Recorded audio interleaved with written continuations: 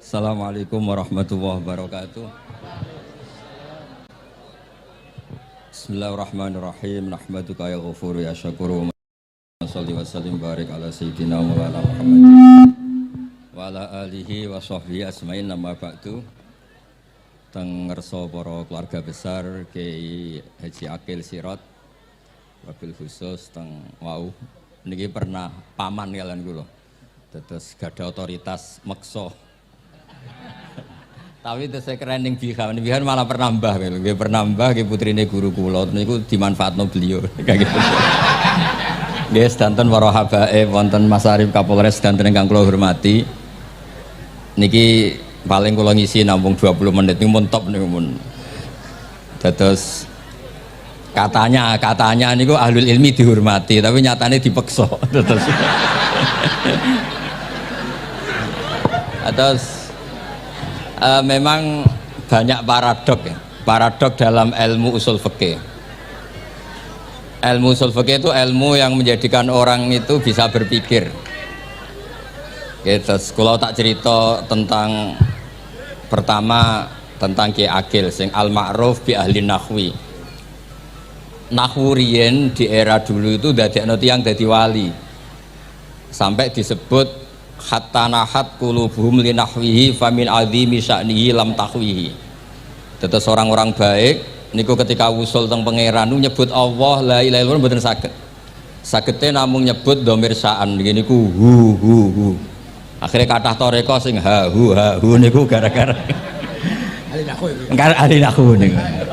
Nah, disebut fa'uribat makna dhamiris sya'ni. Jadi ngelafatkan la ilaha illallah ndak bisa tapi hu bisa. Mergi ke Jawa ini tukang ngakali, terus hukum ini diakali.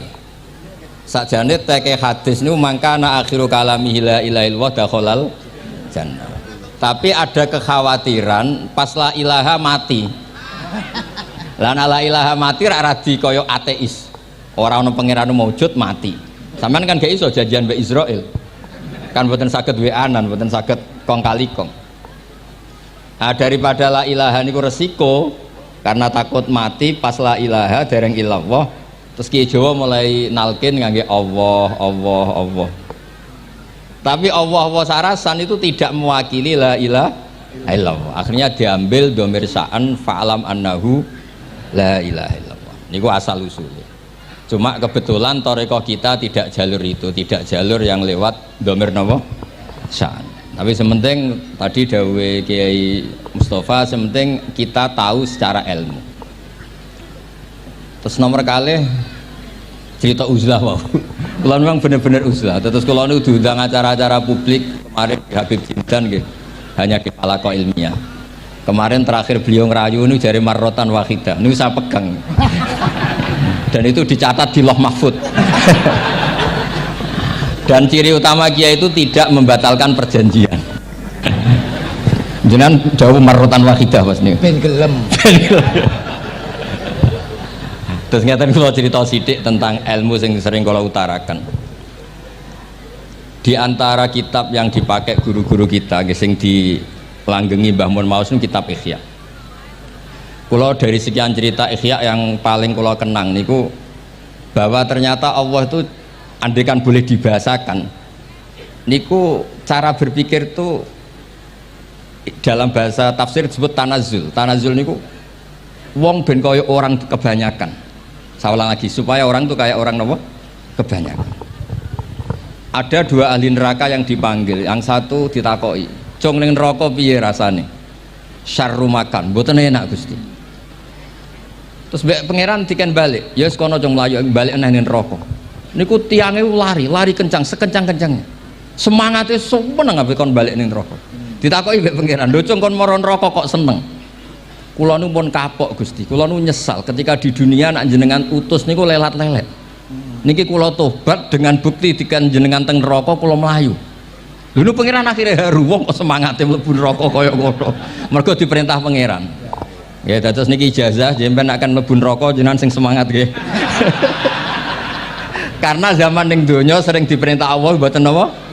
Semangat. Nah niku kemungkinannya dibarno, kemungkinannya dipanggil. Lah yang itu terus dipanggil oleh Allah. Ya wis kaya wong apik, tak kongkon nurut tenan, semangat tenan, terus diken mlebu swarga. Nah niki ijazah pertama nggih. Dinaken mlebu neraka sing napa? Semangat. Sing kedua niku dipanggil ku plengakan lelat lelet. Kados kula diutus Gus Mus niki nelpon kula mboten purun, akhirnya ning Bika jare matur Gus Subak. Turuti ya, aku diamuk Bika jare Bapak. Dados niki melibatkan sekian pihak untuk memaksa saya datang ke mriki. Aduh, repot sawang kempek niku. Repot nyen repot. Mugi-mugi di sepuro ngoten. Yang kedua niku diken mlebu neraka malih lelat lelet ndelok pangeran mboten semangat. Ditakoki mbek pangeran. Kenapa kamu tidak semangat? Saya itu tidak pernah ngira jenengan yang baik sudah masukkan saya ke surga, kemudian jenengan nyuruh lagi saya ke neraka. Saya tidak pernah mengira engkau itu seperti itu. Terus Allah nggih, ana indadzoni abdibi. Ya serapopo swarga wae swarga. Ini dua ijazah untuk sampean supaya bisa masuk napa? Swarga. Terus kita tidak pernah tahu napa Gustofa ngundang kula nyenengno wong akeh ganjaran, napa meksa wong alim dosa, mboten ngerti kula carane. Karena dalam ilmu usul fikih, kembali ke usul fikih, kula nu gak ada khazanah kathah tentang debate pangeran kalian nabi ini. Kathah, mboten satu dua contoh di beberapa kitab tafsir. Suatu saat kula sering cerita niki, suatu saat Khalilur Rahman Ibrahim itu kedatangan Israel. Kamu mau apa? Mau matikan jenengan? Kata Nabi Ibrahim, Harro'aital Khalil yumitu Khalilah. Mosok aku kekasih pangeran dipateni, mosok orang yang dicintai membunuh yang dicintai, orang yang mencintai seseorang kemudian membunuh yang dicintai. Tidak ada itu. Akhirnya Israel matur teng pangeran. Cara politiknya ngeten, wau sing cara lagi seneng ngendikan politik. Wani kiai lengser dari beliau. Oh no. Nah kula niku ahli tauhid wis pancen kodok kodare ngoten mawon, mboten berpikir ruwet-ruwet. Terus Israel kan mboten biasa logika, kayak kan malaikat itu SOP kan, mboten biasa logika. Akhirnya matur tu pangeran, kata Ibrahim, masa kekasih bunuh yang dikasih, masa yang mencintai bunuh yang dicintai. Tapi Ibrahim baru sadar ngadepi pangeran gitu, lebih pinter. Terus kan ketika Allah fakullahu, katakan ke Ibrahim, harlo aital khalil yakrohu ayal ko khalilah. Mosok jari seneng aku kok ketemu aku rawani. Jari seneng kok rawani ketemu. Lah niki sampean aku pengen mati, monggo ngangge ilmu sing niki. Wong jari seneng pangeran kok rawani ketemu pangeran. Jeneng, seneng ketemu. Ibrahim seneng terus akhir. Yo mati saiki ora apa-apa mati saiki. Terus kedua, niki cerita karena ini pondok ilmu, orang harus biasa pakai logika usul fikih. Politik juga gitu. Nak kiai politik rawan kena syubhat. Tapi nak wong soleh oleh politik, kue ridho dipimpin wong fasik-fasik kabeh. Ya, mboten ngerti, mboten bener dis pokoknya ngoten. Yes, itu memang logika usul napa? Fikih. Logika usul napa? Fikih. Ketika Nabi Adam badhe didamel niku materinya saking bumi. Pertama sing diutus Jibril ambekan qabdotan minal ardi, segenggam bumi, saya mau bikin Adam, materinya dari bumi. Setelah datang ke bumi mau ngambil ista'adzat billah. Maksudnya ista'adzat billah, a'udzu billahi minka, saya berlindung Allah dari kamu. Antasinani. Kalau ngarepe Gustofa dari ahli nahwu dados kula niki tak goleki tenan pancen syanahu mun mutaaddi bi nafsi. Mungkin nek dibuli ku antusinani kok panjang nanti cerita. Saya ndak ingin bagian dari saya diambil, kok aku bolong. Iku cara bumi itu sudah masalah. Terus akhirnya Jibril kembali, ya Allah dia berlindung kepada engkau maka saya lindungi. Allah membenarkan Jibril, Mikail juga sama. Tapi ketika Israel, ini Israel itu masalah memang. Ketika disuruh ngambil bumi, buminya ista'adat billah, tetap diambil. A'udzu billahi minka antasinani, saya berlindung Allah supaya kamu tidak melukai saya, menciderai saya dengan mengambil bagian dari saya.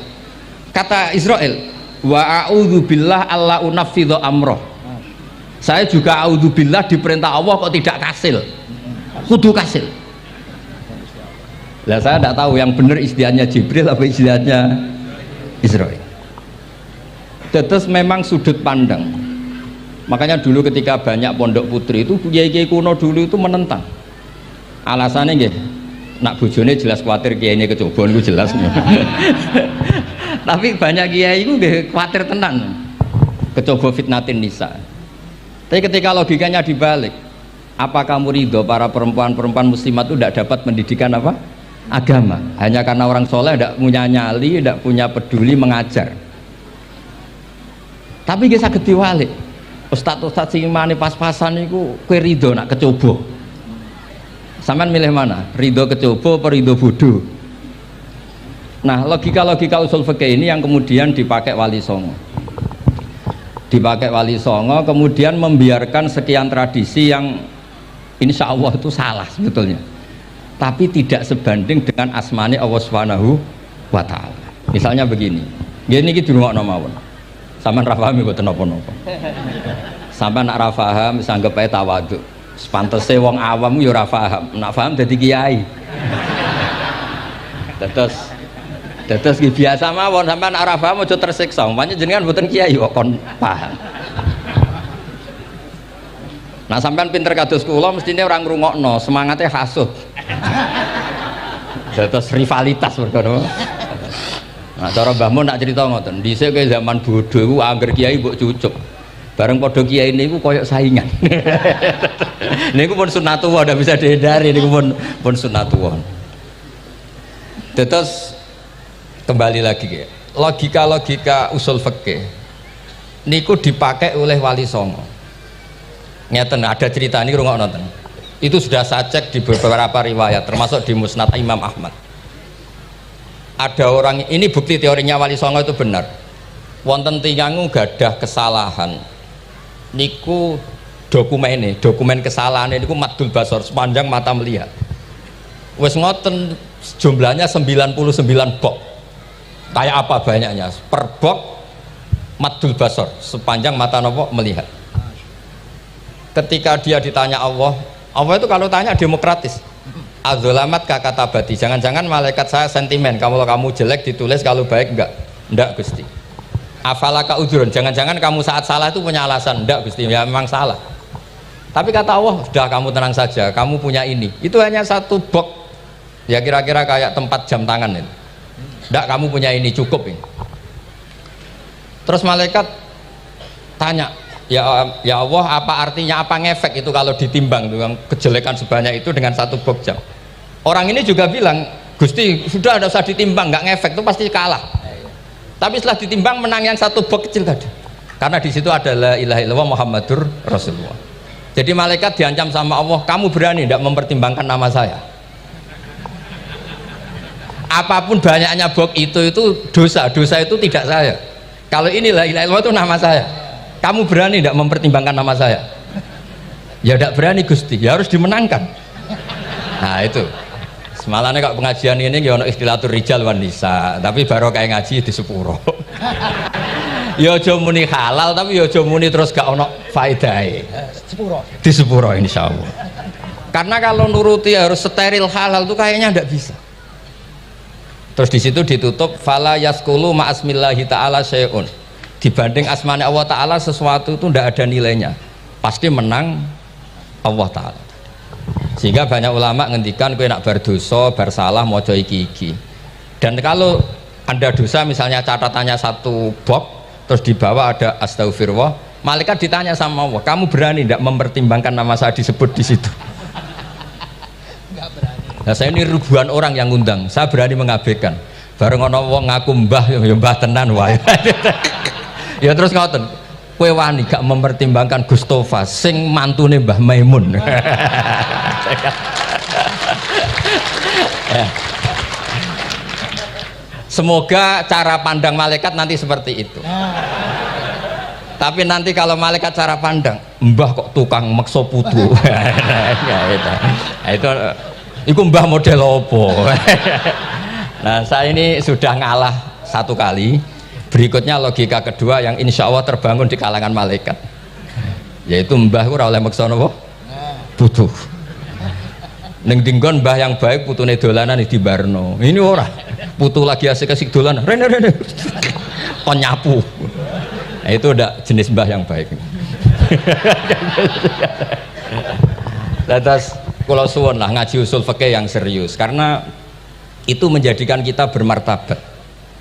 Kula niku sering lepas jenazah tangga-tangga kula nggih penggane ndelok TV, nak bengi nggih ngelamun, ngayal sugih, kadang yo ngapalo tikus sing liwat dhuwure saking ra ono penggawean. Tapi kula nang lepas jenazah ini orang baik.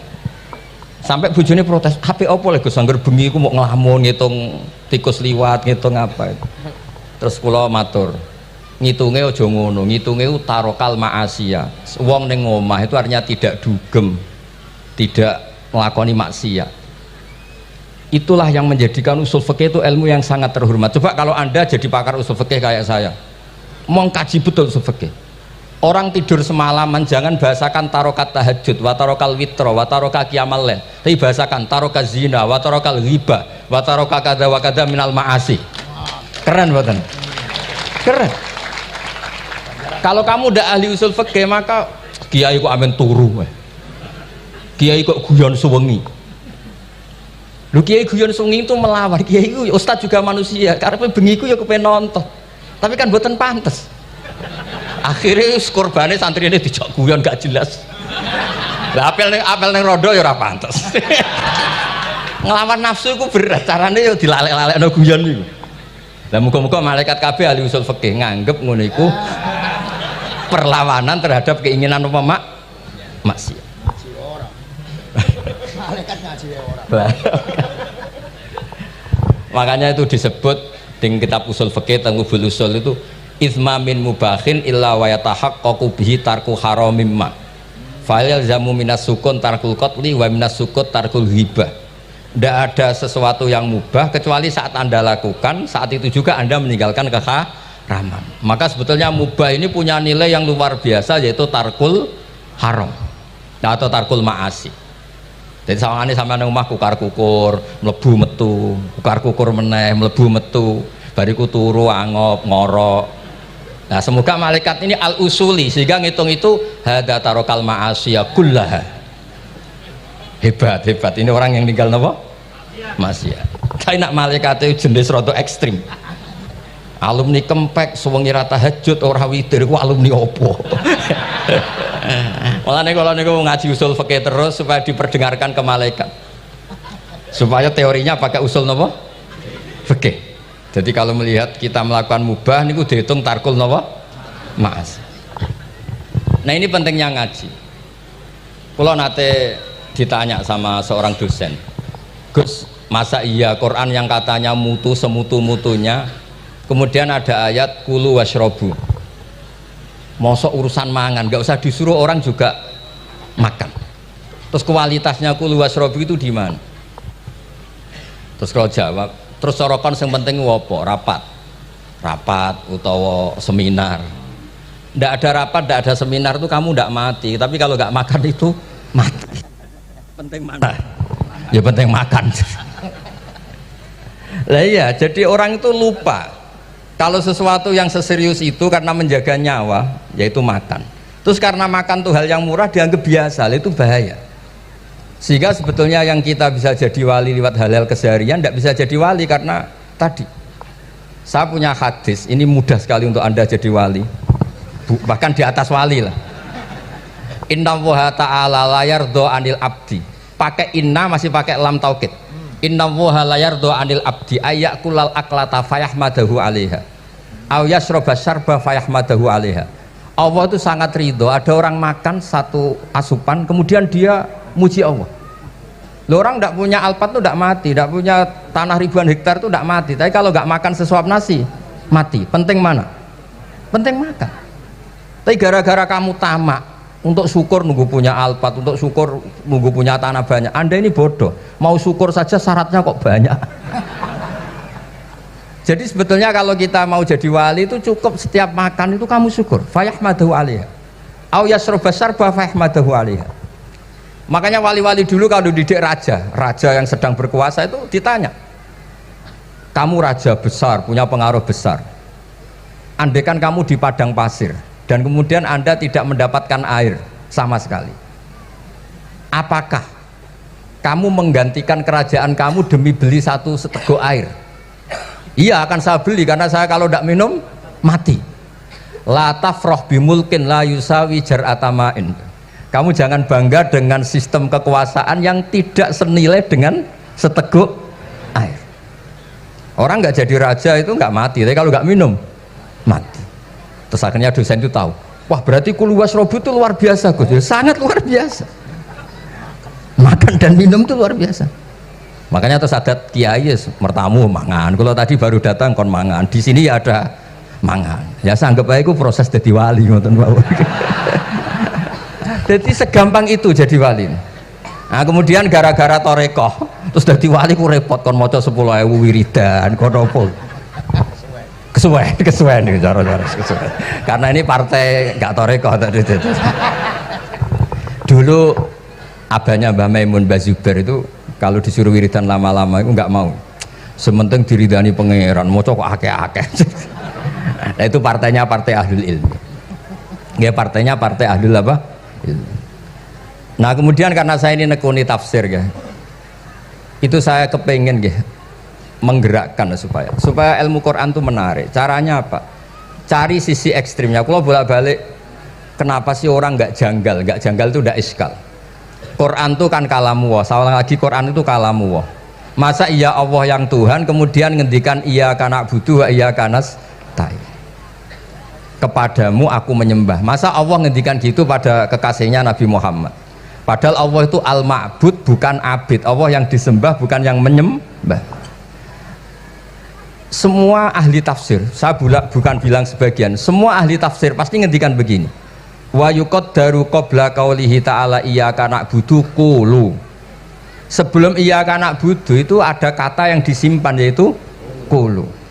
Jadi iyyaka na'budu itu betul ngendikane Allah, cuma sudah dikasihkan Jibril kepada umatnya Rasulullah. Jadi Jibril bilang gini ke Rasulullah Muhammad kul iyyaka na'budu. Kemudian Nabi juga bilang ke umatnya qulu iyyaka na'budu. Jadi ini kalamullah yang sudah milik kita. Nah berhubung milik kita, kita sah mengatakan iyyaka na'budu. Karena kalau tidak janggal, masa iya Allah berdoa ihdinas siratal mustaqim, tunjukkan kami jalan yang benar. Lah kalau ihdinas siratal mustaqim kalamullah berarti kan Allah yang berdoa. Nah, sehingga semua tafsir bilang sama, wa yuqaddaru qabla qauli ihdinas siratal mustaqim qulu. Nah, terus ada mufassir lain bilang jangan mulai iyyaka na'budu ya semuanya, mulai bismillah, qulu bismillahirrahmanirrahim. Masa iya Allah sendiri yang bilang bismillahirrahmanirrahim? Nah, dengan tafsir seperti ini terus kita akhirnya lagi-lagi kembali ke usul fikih, kembali ke balaghah, kembali ke nahwu. Kalau enggak, ya Anda akan menafsiri Quran pakai logika Anda sendiri. Sampai ada mungkirus sunnah. Pokoknya sementing kembali ke Quran. Orang roh Quran itu kayak apa? Saya kemarin ngaji di Sedan di daerah saya bilang, Sayyidina Umar itu Islam sebelum minta hidayat. Khalid bin Walid ya Islam sebelumnya ya tidak minta hidayat. Lah itu kan janggal. Padahal katanya Quran itu hudal lil muttaqin, petunjuk bagi mereka yang takwa. Padahal tidak ada sabkut takwa untuk Umar. Umar tidak pernah takwa, tapi nyatanya Islam. Bahkan dia masuk ke rumahnya Zaid bin Arqam itu mau bunuh Nabi, mau nyari Nabi, bukan mau Islam. Tapi ketika dengar iparnya membaca Toha ma anzalna alikal qur'ana litasqa, kemudian dia masuk Islam. Lalu gimana tentang hudalil muttaqin, petunjuk bagi mereka yang takwa? Banyak ulama yang mengatakan lil muttaqin itu balaghahnya lil iktifa, lil muttaqina wa ghairihim. Jadi Quran itu petunjuk bagi yang takwa dan yang tidak takwa, dan itu di bahasa Arab sah. Di bahasa Arab sah.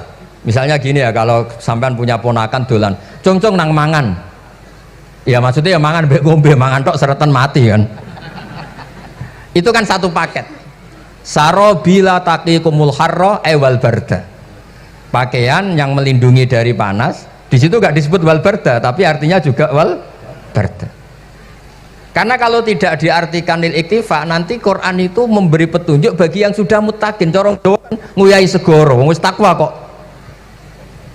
Nah ini kita butuh ahli tafsir yang al-usuli. Karena itu yang menjadikan Quran punya kualitas lagi. Seolah lagi punya kualitas lagi. Kalau ndak, Quran tuh kayak biasa-biasa saja, kayak tadi kulu wasrobu kayak dan seterusnya dan seterusnya. Jadi kalau suwun barokahnya hormat sama orang alim kados Ki Akil, Ki Siras dan tenaga keluarga mriki. Orang menghidupkan logika ilmu lagi. Jadi kalau seneng lah nak dalam Gusmus ahli ilmu mboten krana niat fakir mboten. Biar sampean ngerti lah kalau ngadepi ahlul ilmi itu pun mboten level. Ahlul ilmi itu kalau punya logika itu tidak bisa dibantah. Saya beri contoh sekian contoh yang nyata yang diajarkan Rasulullah SAW. Nabi itu pernah mau dipermalukan orang karena Nabi ngendikan la adwa wala tiarata, tidak ada penyakit menular. Terus ada orang iseng kok onta yang kena kudisen itu dijejerkan yang waras ikut kena kudisen. Terus orang ini tanya, ya Rasulullah ini tadi sehat tapi kena onta yang kudisen ikut kudisen. Nabi tanya lagi, faman a'dal awal, yang kudisen pertama ketularan siapa? Wah itu dari Allah ya, maksud saya seperti itu. Jadi ada terus orang-orang kafir itu cara berpikir aja alal alihata ilaha wahida inna hadzal syai'un ujab. Muhammad ya tentu mereka masih jangkar. Muhammad problem kita ini banyak. Kalau Tuhannya satu tidak cukup. Ada problem kredit macet, ada problem macam-macam kan, utang piutang macam-macam. Kalau Tuhannya satu tidak cukup. Kita butuh Tuhan banyak karena problem kita banyak. Lalu Nabi mengajarkan mereka apa logika yang dibangun. Kalau kamu jadi buruh, kemudian majikan kamu banyak, semuanya merintahkan kamu bingung enggak? Ya bingung. Tuhan kamu itu majikan kamu, kalau banyak-banyak perintah semua kamu yang bingung. Ya sudah mat Tuhannya satu saja. Itu disebut dorobawa masalah rojulan fihi syuraka umutasakisuna warojulan salamal lirrojul. Nah sekarang itu kita ini mulai kehilangan fatonahnya Rasulullah SAW. Nabi dulu itu kalau nerangkan ilmu itu logikanya gampang sekali. Logika yang dibangun tuh gampang sekali. Ada orang cerita, ya Rasulullah saya ini ada sekian anak saya, yang paling saya cintai satu. Apa saya boleh melebihkan yang paling saya sayangi dalam pemberian? Nabi jawabannya itu tidak langsung jangan enggak. Apakah kamu berharap bahwa mereka semuanya baik ke kamu? Iya semuanya saya ingin baik ke saya. Ya kalau gitu jangan. Kan tidak fair kita mengunggulkan yang satu, melebihkan yang satu, sementara kita berharap semuanya baik. Itu tidak fair kata Nabi. Jadi dulu Nabi itu terus ini yang cerita fikih. Dulu Ahlul Madinah itu mangga itu masih pentil sudah dijual. Pentil dijual harganya 2 juta. Masa iya pentil harganya 2 juta? Karena dengan asumsi sudah jadi mangga. Tapi ketika Nabi datang di Medina dan penduduk Medina itu abkhosna sikailan, orang paling buruk dalam pertimbangan dalam jual beli. Nabi cara ngendikan itu unik. Aro'aitum lau anna waha yamna'us samra fabima yastakhillu ahadukum mala akhi. Kalau pentil ini ternyata kena angin terus kemudian tidak jadi buah, lalu kamu nerima uang 2 juta itu atas nama apa? Atas nama beli pelem, nyatanya belum jadi mangga. Mosok kalau pentil seharga 2 juta. Semenjak itu terus Ahlul Madinah sadar kalau jual buah itu nunggu ba'da buduwi solahiyah, setelah samroh ini berbentuk. Tapi Nabi tetap ngendikannya pakai logika. Nah sekarang banyak kiai yang sidik-sidik neraka, sebenarnya Nabi itu ngajari logika. Ada pemuda dia itu hipersek, mau masuk Islam tapi tetap boleh bebas. Saya ini ingin Islam tapi jangan larang seks bebas. Wah itu sahabat semuanya melarang ketemu Nabi karena ini ngawur betul, masa pamit Islam kok. Tapi setelah gaduh, Nabi tanya, kenapa gaduh? Ada pemuda mau masuk Islam tapi yasta'izinu fi zina, dia minta izin supaya tetap boleh zina. Kata Nabi, suruh saya ke sini. Setelah datang di depan Rasulullah, logika yang dibangun Nabi itu luar biasa. Atuhibbuhu li bintik. Kamu suka punya anak putri kemudian jadi demenannya orang laki-laki hidung belang? Ya enggak, saya bunuh orang itu. Andaikan itu ke ibu kamu, saya bunuh orang itu. Atuhibbuhu li bintik, atuhibbuhu li ummik, atuhibbuhu li ukhtik, atuhibbuhu li kholatik. Kamu suka punya anak putri yang jadi demenannya orang? Ya tidak suka ya Rasulullah. Kamu suka kalau punya ibu didemeni orang banyak? Ya tidak suka Nabi. Sampai otaknya itu yastakbihu zina, sehingga otaknya itu wah zina itu buruk betul. Akhirnya ya Rasulullah sudah, saya mau se-Islam tanpa zina-zina. Karena logika yang dibangun Nabi itu luar biasa. Nabi pertama mengingatkan atuhibbuhu li bintik, atuhibbuhu li ummik, atau hibbuhu li ukhtik atau hibbuhu li kholatik, sampai dia ini nggak bisa apa-apa. Sudah Nabi sudah. Jadi logika ini yang harus kita waris. Lagi-lagi kembali yang bisa waris itu ahlul ilm. Sama itu kan kayak diskusinya Nabi Yahya dan Nabi Isa. Nabi Yahya itu suka berkawan orang-orang soleh. Setiap berkunjung di mana itu nyari yang orang-orang soleh. Ditanya kenapa kamu berkawan orang soleh? Ya berkawan orang soleh itu asik. Tapi kalau Nabi Isa enggak. Kalau ada desa-desa yang masih hitam, masih merah itu dikunjungi kemudian dibina. Ditanya sama Nabi Yahya, lima anda tanzilu ala syirarin nas, kok kamu kumpul orang-orang yang kayak gitu? Jawabnya beliau, innama ana tabibun udawil mardo. Di mana-mana Nabi itu ya dokter, di mana-mana dokter menyembuhkan yang sakit. Jadi dulu logika kebalikan itu dibangun, sehingga dulu ulama khilaf itu ikhtilaful a'immah apa? Rahmah. Masyhur itu. Saya sering cerita dan itu ada di kitab Khilyatul Auliya. Nabi Yahya itu lebih ceria. Nabi Isa itu agak sering cemburut. Atau kebalikannya, yang satu tuh mali aro ka'abisan ka'annaka taqnatu mir rahmatillah. Kamu kok sering cemburut, seakan-akan rahmat Allah itu terbatas. Wong kok ra iso syukur. Yang satu gojlok, mali aro ka dohikan ka'annaka ta'manu mim makrillah. Kowe kok guya-guyu, kok is bebas kon neraka wae gitu. Nah, sehingga ya itu tadi sudut pandang. Makanya saya sering cerita dulu kalau Said Abdul Al-Haddad itu tanya, "Jong kowe ngaji sopo?" Ngaji si A. Kiaimu tahu nangis? Ndak. Ojo ngaji. Kiaimu ati atos, kiai kok ora iso nangis. Tapi kalau Abdul Hasan Asadili kebalikan, "Jong kowe ngaji sopo?" Ngaji si A. Kiaimu tahu guyu nak ngaji? Mboten nate. Ora usah ngaji wong ora iso syukur. Jadi nah itu yang akhirnya menjadi keseimbangan khaufau wa tama. Ada khauf, ada apa? Roja. Sehingga karena sudut pandang itu nggak bisa dihilangkan, sawalangnya nggak bisa dihilangkan. Ini yang sering diceritakan kisah itu kakaknya ini. Dulu Muhammad bin Hasan Asy-Syaibani, Imam Syafi'i itu lama sekali beliau jadi ulama top yang suka fikir. Dianggap fikir itu aman, ngeringankan hisab. Nggak jenengan fikir yang dihisab malaikat apanya kan? Kan nggak bisa ngisap jenengan, apa saja tidak punya, punyanya problem. Nah setelah ngaji sama Imam Malik, Imam Syafi'i tanya, yang ilmunya setingkat jenengan siapa? Kata Imam Malik, sebetulnya Abu Hanifah, tapi orangnya sudah meninggal, tapi ada muridnya namanya Muhammad bin Hasan Asy-Syaibani. Kamu ke sana dari Madinah ke Irak, dulu tempatnya di Baghdad. Setelah di Irak, Muhammad bin Hasan Asy-Syaibani itu kalau ngitung uang tuh di meja, emasnya itu banyak, uangnya banyak, dia hitung di meja, malah kaget. Saya ini gedeng kiai kedunyan, ini ketemu kiai kedunyan. Ya karena Muhammad bin Hasan Asy-Syaibani itu wali, kamu tanya, kamu heran ya ada kiai kaya? Iya. Ya sudah, kekayaan ini kasihkan orang fasik, biar dipakai demenan, dipakai mabuk, dipakai ini. Terus, ya jangan, kalau kena orang fasik bahaya, jenengan saja. Semenjak itu Imam Syafi'i mulai rodok seneng duit. Jadi ada ceritanya, kok diangen-angen, nah terus keterusan umatnya kayak gini-gini tuh. Jadi ini cerita nopo istihad, apa cerita nopo istihad. Sama pangkat juga sama. Gue seneng nak orang soleh-soleh tidak ikut ngurus negara ini, mau dikemanakan negara ini. Tapi ada yang berpikir, gue seneng nak orang soleh terkontaminasi. Ya sudah monggo, sing serapayu jabat, gih berpikir zuhud. Sing payu yo berpikir politik. Yang penting semuanya itu berdasar ilmu. Yang penting itu semuanya berdasar apa? Ilmu.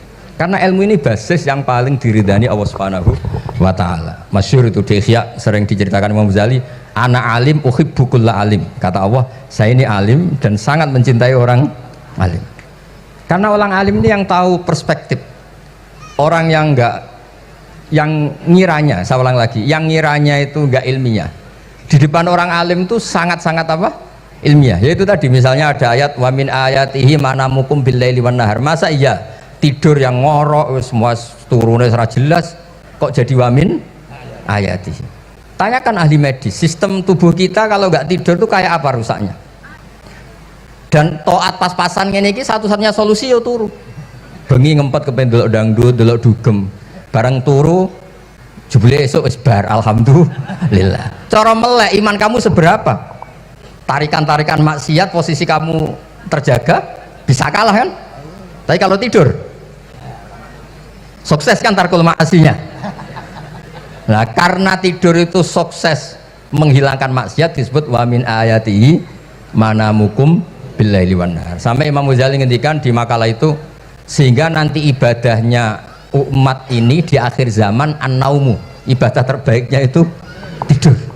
Jadi mulane maksud kula ngeten lho. Sampeyan anut jalur wong alim dia turu ya ibadah, tengok-tengok ya ibadah, jagongan nggih ibadah, gojol-gojolkan ambek kanca nggih napa? Ibadah. Karena ini semuanya kul bi fadlillah bi rahmati fa bidzalika napa? Falyafrahu. Tapi kalau kamu tidak punya basis ilmu, adanya suudzon. Kiai kok jagongan guyon sewengi kiai opo? Kiai kok turu sewengi ku kiai. Karena basisnya ada ilmu.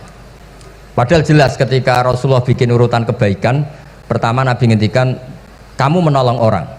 Jika tidak bisa, terakhir Nabi ngendikan takufu syarraka anin nas fa innaha shadaqatun minka ala nafsi. Tadi beliau juga cerita di nasihat Imam Mun, idza lam tuhsin fala tusi. Kalau tidak bisa berbuat baik, setidaknya kamu tidak berbuat jelek sama orang lain. Dan potongan ini paling gampang apa? Tidur kan?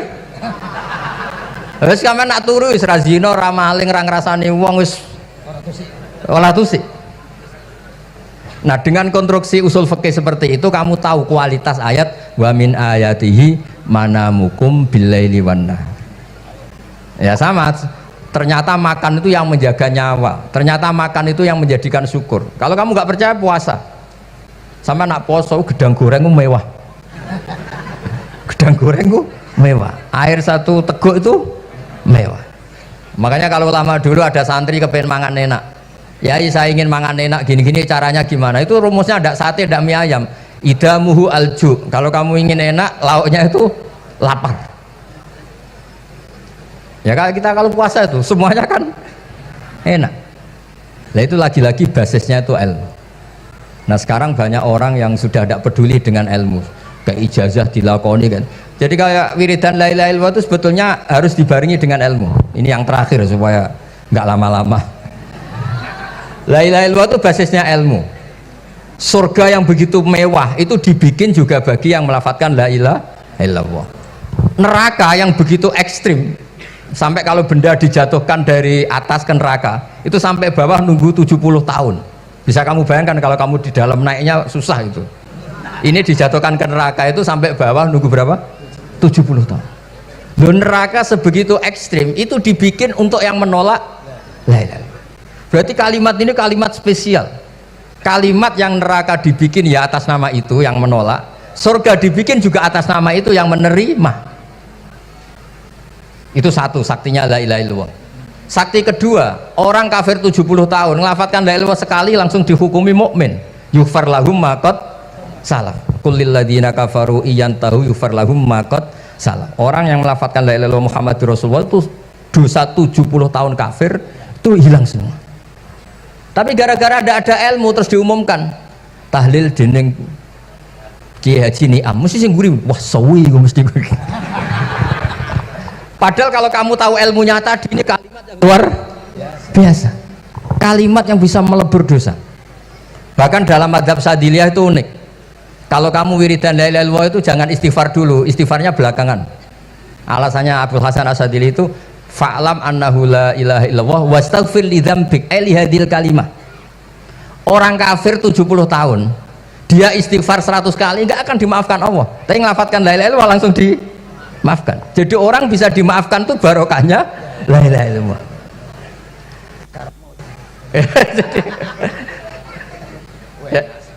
Ya kan? Jadi orang kafir 70 tahun wirid istighfar 100 kali atau 1000 kali dimaafkan enggak? Enggak kan?